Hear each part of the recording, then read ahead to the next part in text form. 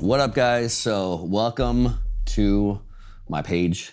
Today we have a pool day for you. Context of this workout is going to be we're 4 or 5 days out from the Arnold. So this is Terrence's last workout before he actually flies into Columbus, which is where the show is at. This will basically be a normal workout as far as the actual exercise selection goes. Even volume is very similar, basically 2 working-ish sets each one. Big difference, if you guys haven't been following along from a little bit from like off season till now, is weights probably drop down to people drop it way too much. I'd say most things were between 90% to 80% of the load we were typically using before. Some things even closer, like if the isolation stuff feels fine for him, you can grab the same weight dumbbells or whatever. It's just more really about overall recovery at this point in time. So again, if I'm going to pull volume down a little bit or stay even a little bit lighter, it's going to be on the biggest movements. And again, just because the goal really at this point in time is just to keep kind of in the normal routine, keep his body like acclimated to the same things it always does. And at the same time is to obviously hold on to tissue, have some caloric output as well too. So pool day, what I was starting to say is, like I said, everything will be 80-90% of loads, and we'll keep everything probably just 1 to 2 reps short of failure.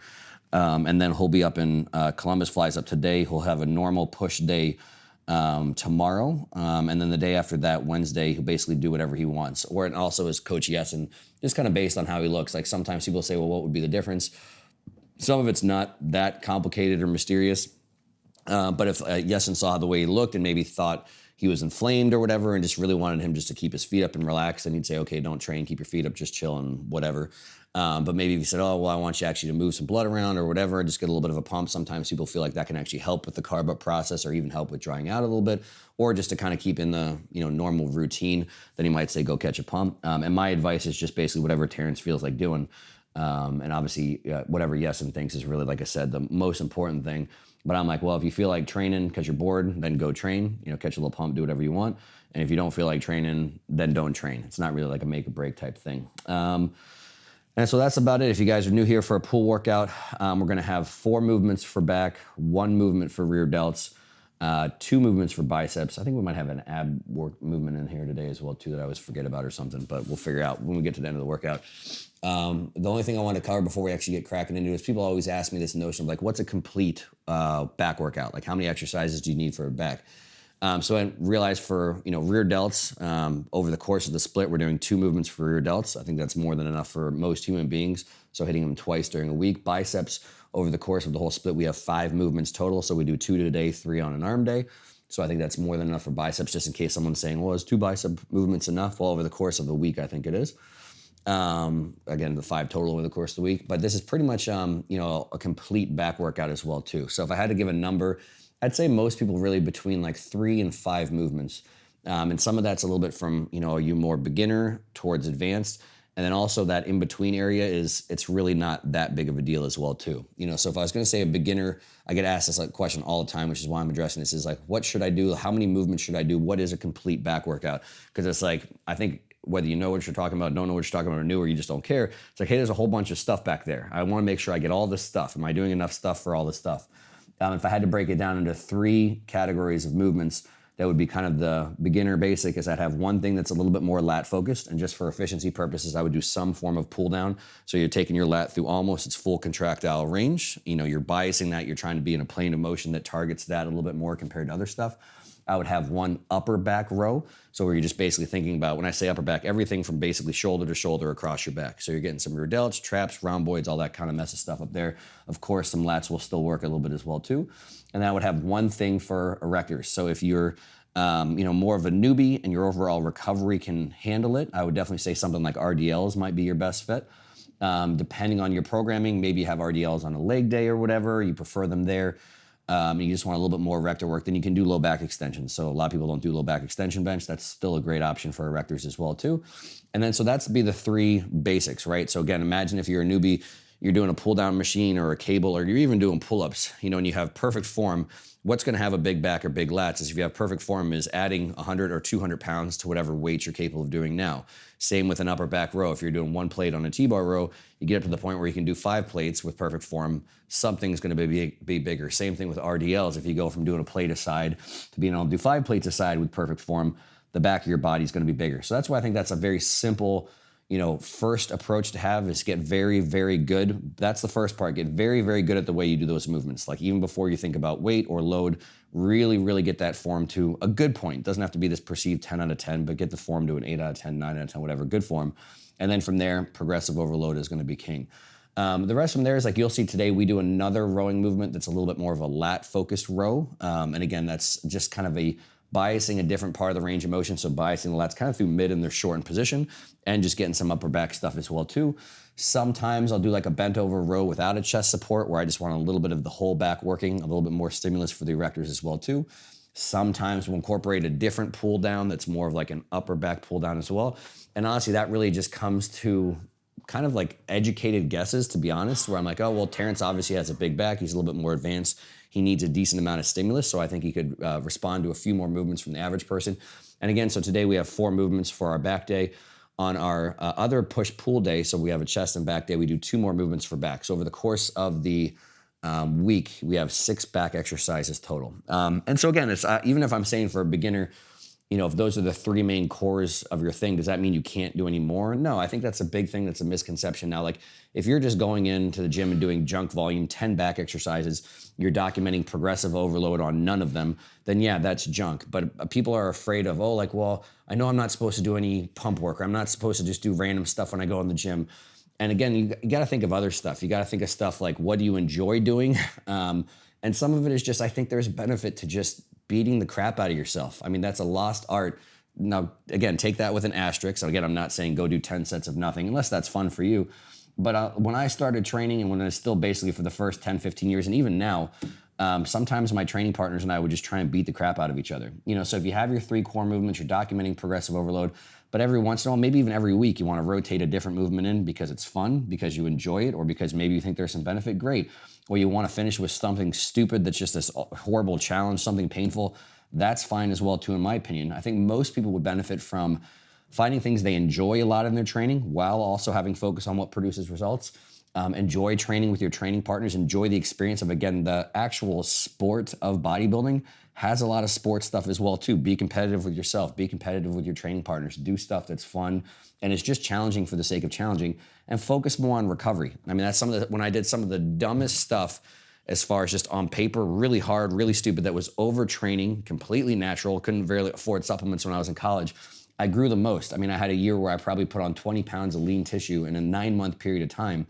And I was training 2-a-days. So I'd basically be getting at least 10 to 11 sessions every single weekend. Now, let me think about that. Yeah, that'd be right. 11 sessions in every single week.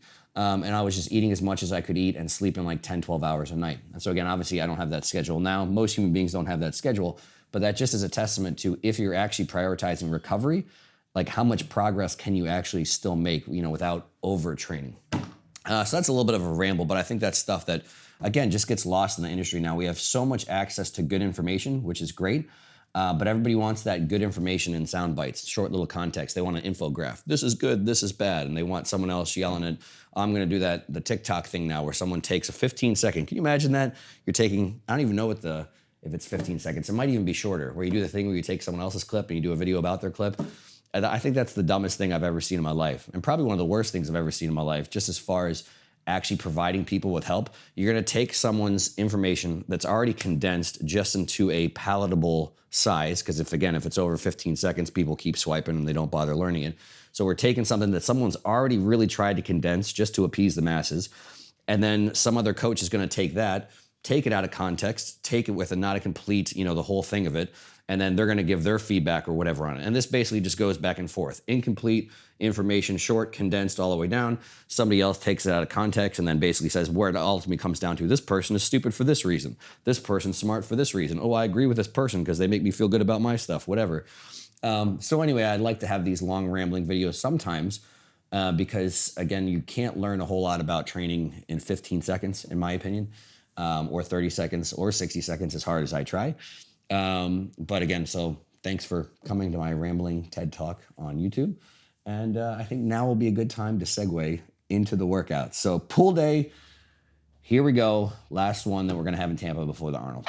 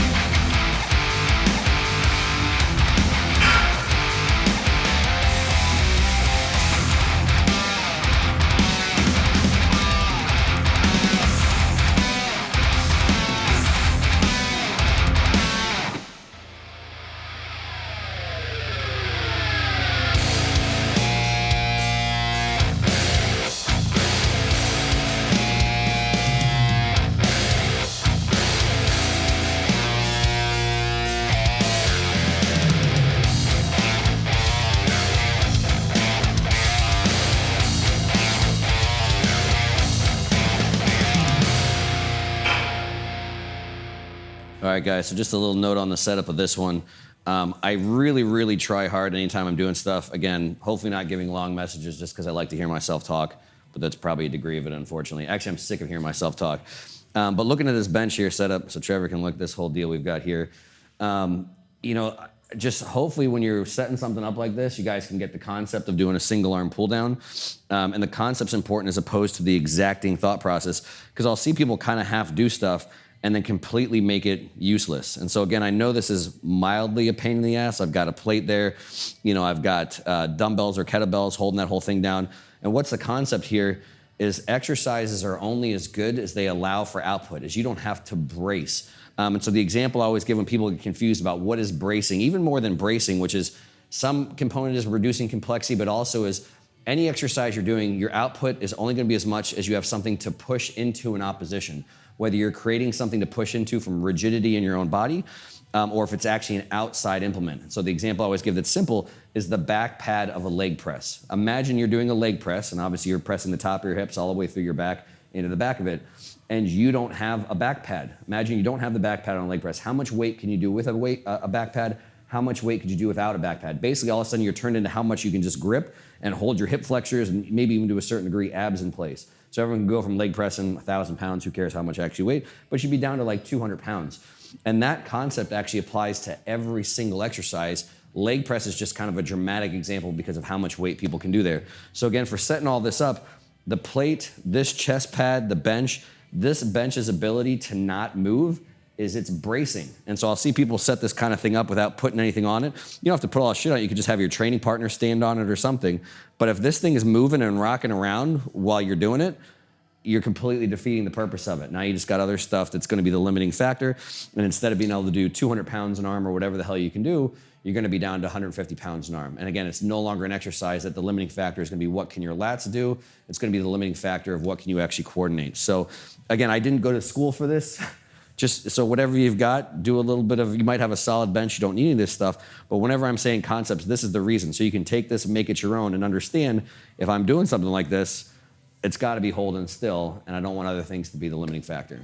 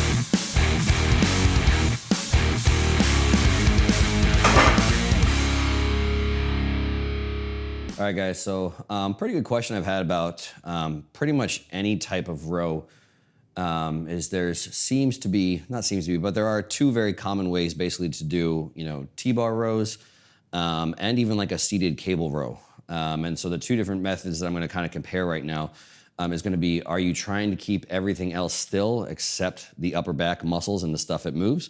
So meaning, are you using the chest pad, keeping the same contact point the whole time and not having any spinal flexion extension occurring? That's my preference for most people that I work with because my thought process and concept that I try and apply to everything that we're training, every body part, is have maximum output from the targeted muscle group and not have anything else involved or a potential limiting factor. That being said, some people, when they do rows, like a chest supported, any type of row, they will actually intentionally, I'm not talking, this has nothing to do with the people that yank off and on, where clearly they're just trying to use as much stuff as possible to move weight. I'm talking about the people that basically, as they come through the end of the eccentric with the row portion, they intentionally have some spinal flexion. And as they row back, they intentionally have some spinal extension. And so this would be one of those things where it's kind of an interesting question. Like the idea is, well, what's the difference between those two? If you're involving spinal flexion extension, then you're absolutely training your erectors as well too. So some people kind of like, oh, is that a better kind of total back exercise where it's looking, working your erectors and all your upper back musculature? It's definitely working more stuff. I'm kind of just going to leave it up to you guys if whether that's good or bad. I would just really clarify what your goals are. And I realize it might have a little bit due to training age as well too. So anything, if done properly and progressively, stuff will grow. So if you were doing these or doing a cable row, you'll see again on the cable row, you have some people that, as they finish the row, they lean forward, and as they're coming up, they extend and retract. If technically that form stayed exactly the same and you went from doing 100 pounds on the cable row to 200 pounds, all of that musculature is going to get bigger. So really the question is, at what point in time might that not be effective? So again, if I was having Terrence do that on this exercise, his erectors might be limited before his upper back. So it's going to pretty much on most people equate to less stimulus on the other upper back doing it that method, most people. So that's really, again, one of those things I just want to kind of create a little bit of context around this. Not necessarily a good or bad thing. Is that way wrong when people do that? Again, not the yanking, jerking stuff where people are just trying to move as much stuff through space, but people that are going through controlled flexion and extension. I don't think it's good or bad. I think you just need to realize what you're doing with that.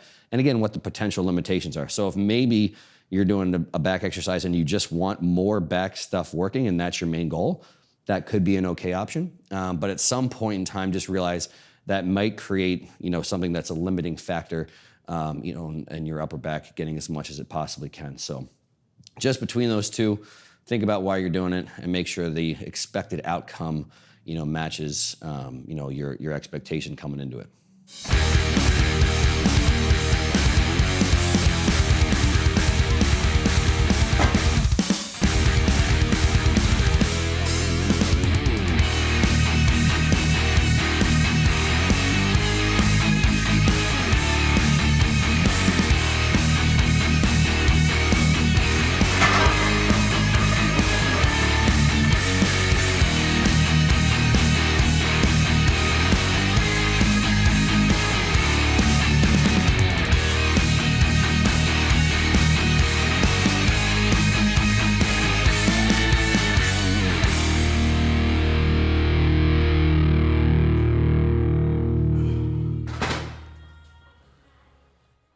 So just one quick note on this machine. This is a perfect example of, knowing what your body is supposed to do and then trying to find things that fit that as opposed to the other way around. And so again, if you're just saying, well, what should the lats do on a row? You want something that allows your arm to very comfortably pass at your side.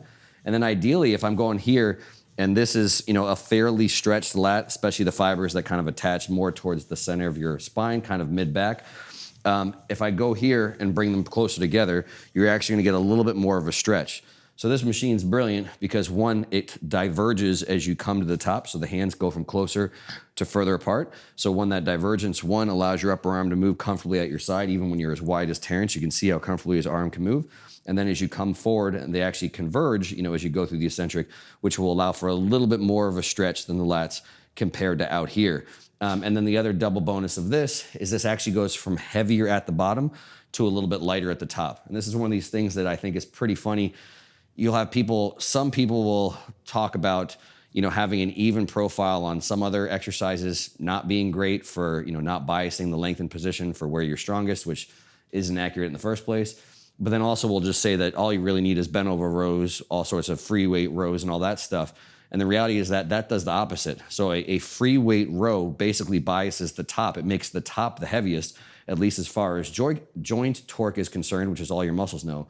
So a machine like this, even though someone would say, maybe hypothetically a machine's complicated or whatever, I don't know what people say, it's gonna be heavier where the muscles are stronger in that length and position, which again is the opportunity where most people agree, there's the most growth to occur. So for me, it's about having concepts and principles. And that's if you're weeding through educational content there, you find the concepts and principles that people have and see if they're evenly applied, through their whole session, through all their exercise selection from workout to workout. And that's lots of times where you'll see some inconsistencies that might exist for other reasons. But anyway, badass piece of equipment. Again, a lot of you guys probably don't have this, so sorry. That's not the point of the video. But just to give you an idea of one, some people, now the funny thing about this too is most old school meatheads I've met, like the hardcore crew, they love this piece. And the funny thing is, most old school meatheads have an inherent feel of what a good exercise should feel like because they are so well connected to their body. So it's that whole thing again, if you know what your body's supposed to do, when you get on something that just happens to do that, whether you know the reasons or not, you're like, oh, this is great. And again, the same hardcore crowd that will say old school equipment is the best, and the new stuff is crap, I would agree with it. But the reason isn't just because it existed back in Dorian's day or Arnold's day or whatever. It's because people used to design equipment better back then. There's not really any money in well-designed equipment. In case you didn't know, meathead is not a very big demographic. But so it's nice when you find the kit. So this is from Magnum. It's just called the Magnum Row. I think there's maybe another name for it or something, some name for the row. But the brand is Magnum. Of course, like most good brands, they're out of business now. And these are really, really hard to find. So there's mine. You don't have one. Nanner, nanner, boo boo. And good luck if you find a gym that has that one. And it's a good one. It's a badass piece of equipment.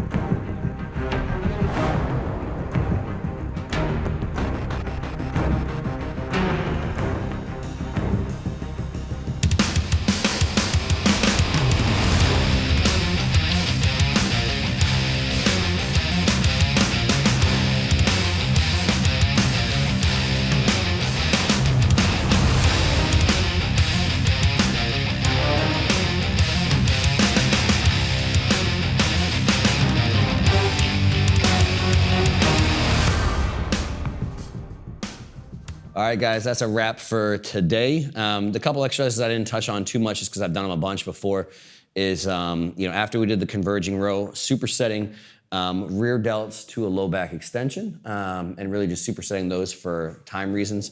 Again, previously we've rotated different rear delt movements, so feel free to sub that with whatever your preferred rear delt movement is. Low back extensions, again, I think are a great way to hit erectors without as much tax as like an RDL, which just fits with our programming right now.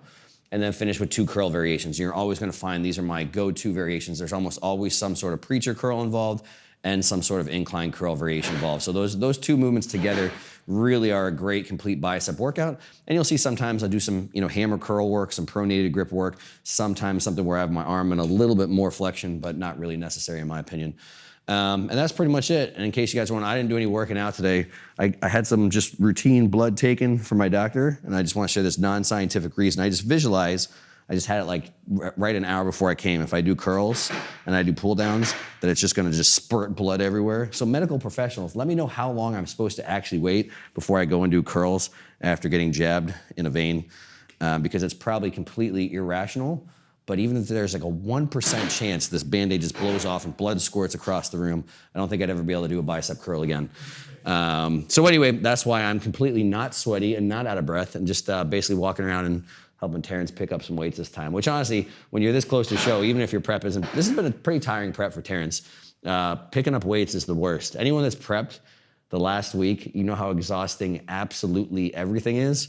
So I was here to provide moral support and all that good stuff as well too. But anyway, so that's it. Hopefully the next video we'll be doing, maybe we'll be talking about Terrence lifting up trophies and stuff and then getting ready for the Olympia after that. So hope you guys enjoyed the workout. And oh yeah, YouTube thing. Like, subscribe, share, tell your mom and your mom's mom and her mom if she's still alive. And yeah, till the next one, guys.